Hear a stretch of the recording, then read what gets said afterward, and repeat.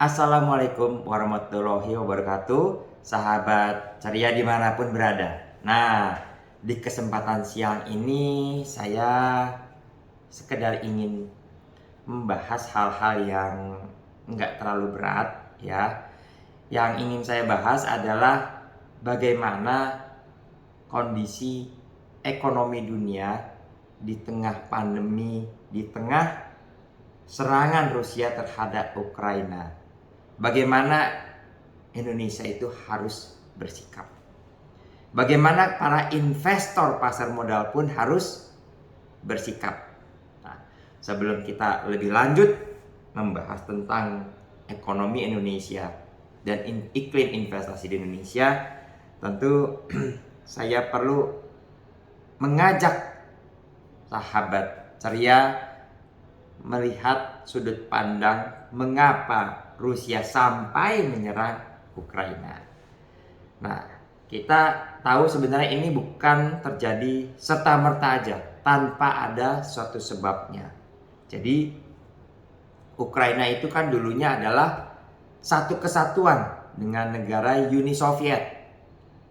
Pada saat Soviet pecah, maka terdiri dari beberapa negara-negara yang merdeka.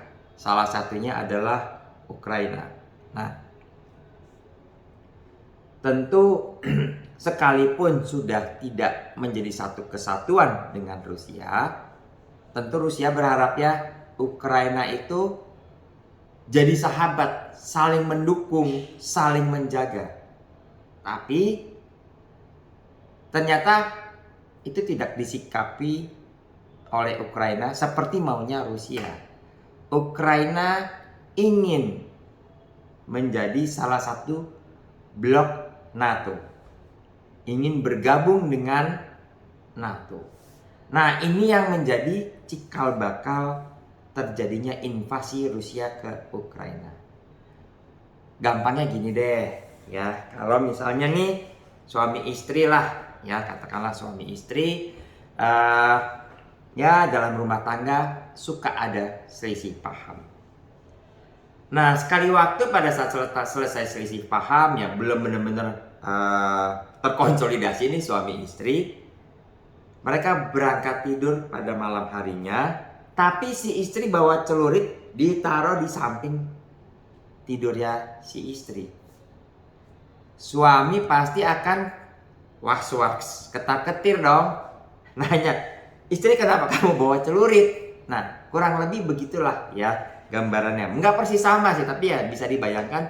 Ya Rusia seperti itu terhadap Ukraina. Daripada, ini sekedar pandangan ya bebas aja gitu ya. Daripada saya nanti suatu saat, kalau Ukraina benar-benar menjadi anggota NATO, kemudian malah kita yang Rusia ketar-ketir, lebih baik kita serang sekarang duluan. Itu kira-kiranya. Nah, jadi ini adalah satu perumpamaan ya, nggak persis sama seperti hal tersebut, tapi kan bisa menjadi tendensi ya, mengapa itu terjadi. Nah, terlepas dari kenapa itu terjadi, sekarang sudah terjadi perang ya. Nah, nyatanya perang Rusia menginvasi Ukraina itu nggak cuman antar dua negara. Ya, kacamata Barat menilai kenapa ini terjadi invasi, kenapa Presiden Putin melakukan tindakan semena-mena, itu kacamata Barat. Maka itu tidak tinggal diam di situ aja. Akhirnya apa? Perang itu yang tadinya direncanakan Rusia berlangsung singkat. Namun perlawanan dari rakyat Ukraina, tentara Ukraina, juga didukung mungkin ya persenjataan dari negara-negara barat. Akhirnya perang ini menjadi berkepanjangan. Kalau ada orang yang beranggapan sekarang belum terjadi perang dunia, tapi akan menuju ke perang dunia ketiga, saya agak koreksi sedikit. Sekarang ini sebenarnya sudah terjadi perang dunia ketiga. Kenapa? Memang perang secara fisiknya Rusia menyerang Ukraina hanya di negara Ukraina. Beberapa waktu yang lalu bahkan Ukraina, ya walaupun tidak dijelaskan secara detail dan tidak diakui secara resmi, sudah mulai menyerang ke kilang minyaknya Rusia. Nah, yang terjadi sekarang itu adalah perang dunia ketiga dari kacamata ekonomi. Blok negara barat, blok NATO memboikot Rusia. Seluruh transaksi perbankan dengan Rusia diputus, SWIFT diputus. Rubel, mata uang rubel jatuh ke titik terendah. Rusia nggak tinggal diam. Rusia tahu dia punya kartu truf. Pasokan minyak dunia 12% itu berasal dari Rusia. Pasokan terigu itu 40% untuk kawasan Eropa itu dipegang oleh Rusia dan Ukraina. Pasokan minyak bunga matahari itu dipasok sebagian besar untuk kawasan Eropa, dipasok dari Ukraina dan Rusia. Pada saat negara-negara lain memboikot, Rusia membalas dengan cara yang sangat cantik sekali kalau saya bilang. Kalau negara-negara Eropa masih menginginkan gas dari Rusia,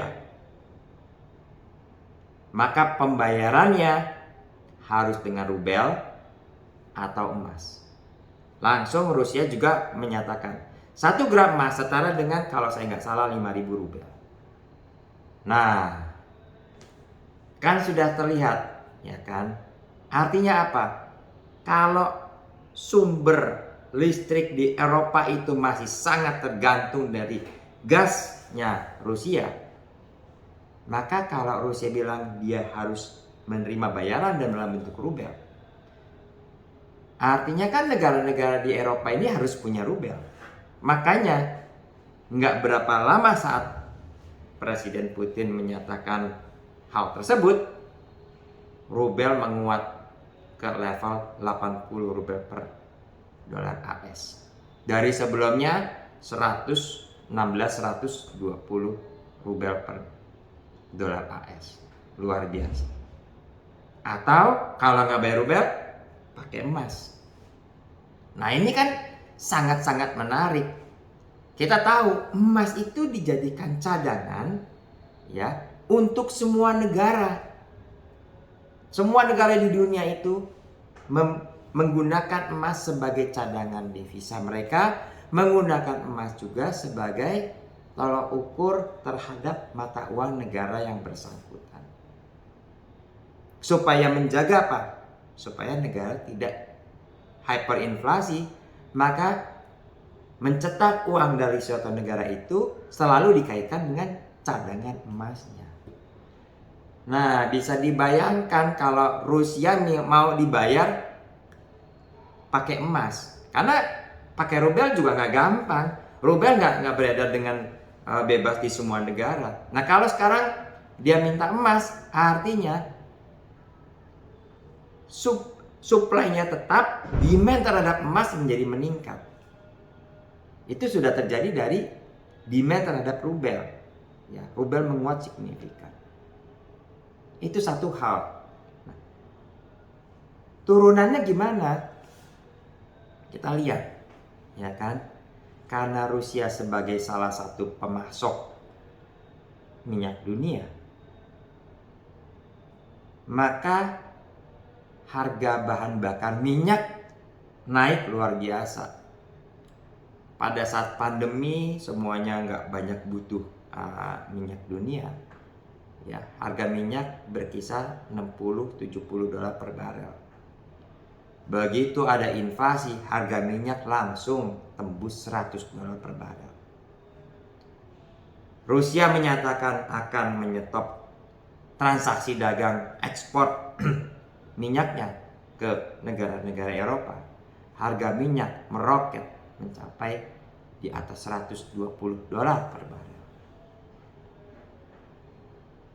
Akibatnya apa?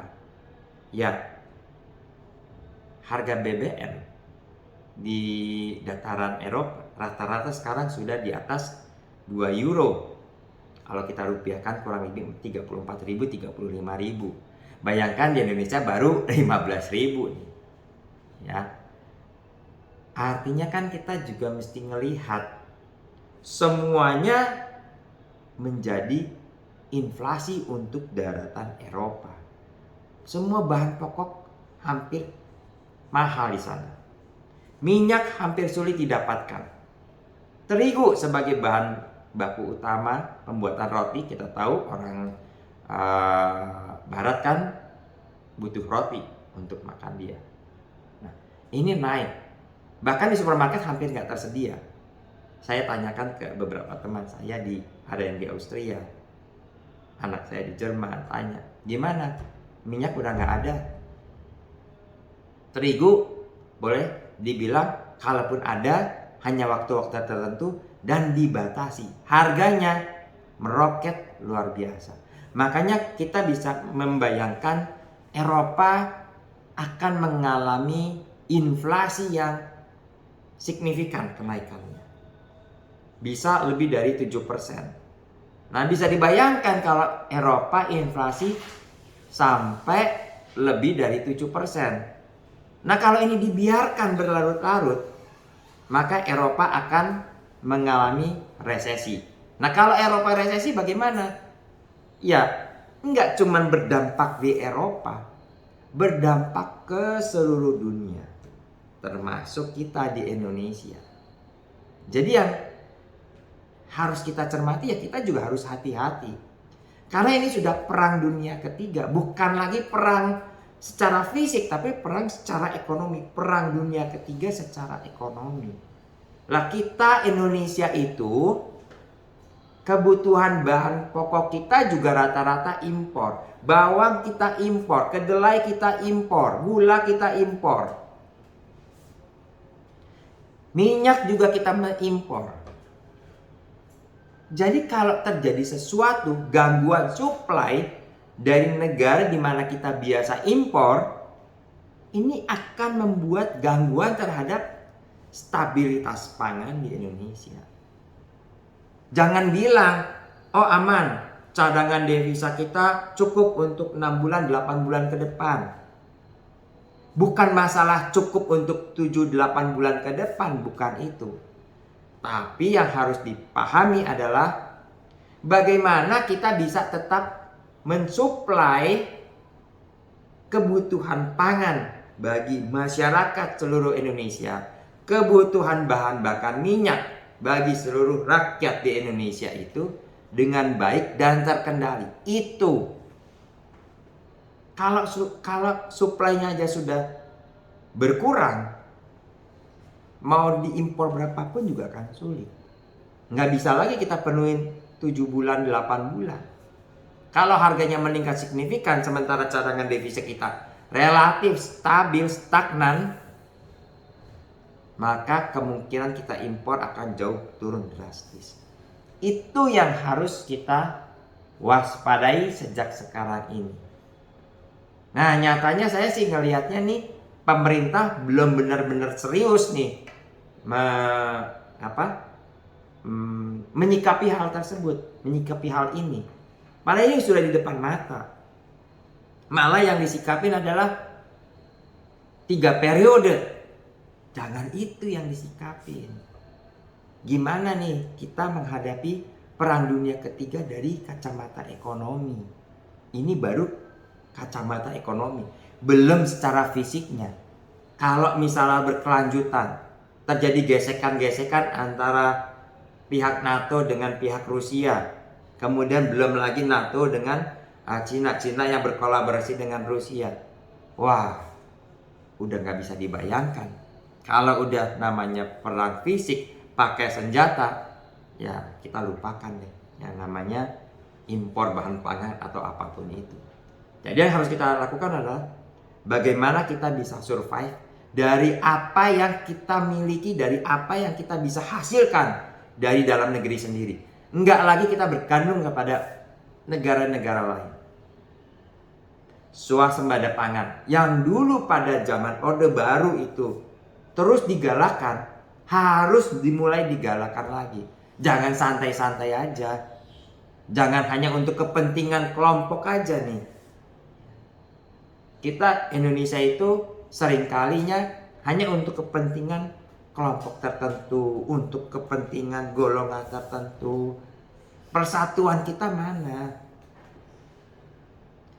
Jadi yang saya ingin sampaikan adalah Indonesia harus siap kondisi apapun. Nah, kalau saya kaitkan dengan dunia investasi, iklim investasi di Indonesia, maka kita juga melihat peluang selalu ada. Baik buruk, peluang investasi selalu ada. Tapi untuk short term ya.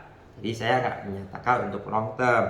Jangan masuk ke dalam periode long term. Jadi kalau kita bicara short term, ya kalau dunia pasar modal tentu pilihlah saham-saham yang ekspor oriented, orientasinya ekspor. Jangan yang dia import bahan baku, jualnya di domestik, pasti akan nggak terlalu baik.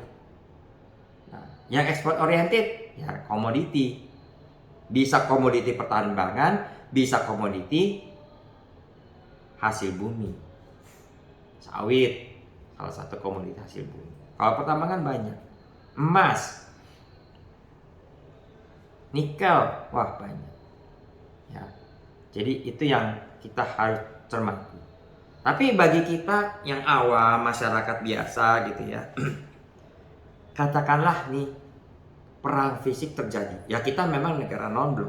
Sekalipun kita negara non-blok, tidak ikut blok barat, blok timur. Tapi kalau barat sama timur lagi perang, kan kita nggak bisa tinggal diam. Nah kalau seperti itu gimana? Ya selama bisa ada transaksi, negara kita tidak ikut berperang, ya kepingan emas menjadi salah satu haven. Kenapa? Kita mesti was-was dan khawatir, nyimpan uang di bank jadi khawatir. Kenapa? Lah kalau suatu saat ya kita tidak bisa lagi transaksi dengan negara lain, kita tidak bisa lagi membeli barang atau apapun atau kebutuhan apapun dari negara lain, maka yang kita butuhkan adalah hard cash. Selain hard cash apa? Ya emas. Kenapa emas? Saya katakan emas. Karena kalau terjadi perang secara fisik, harga emas pasti akan meningkat cukup tajam.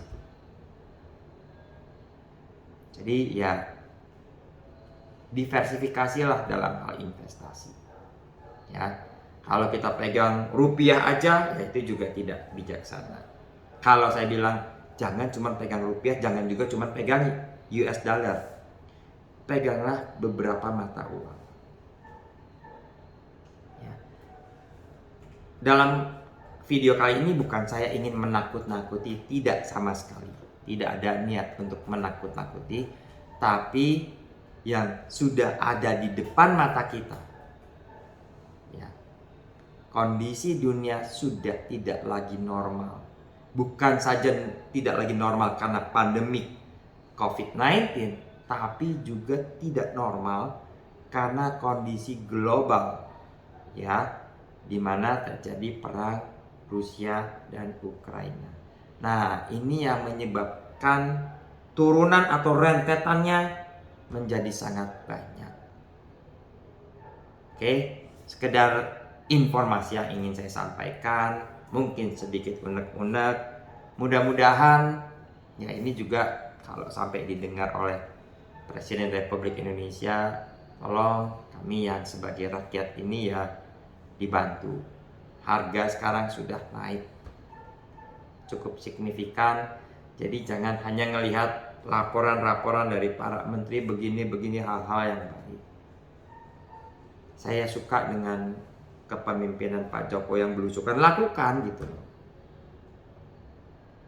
Oke, assalamualaikum warahmatullahi wabarakatuh.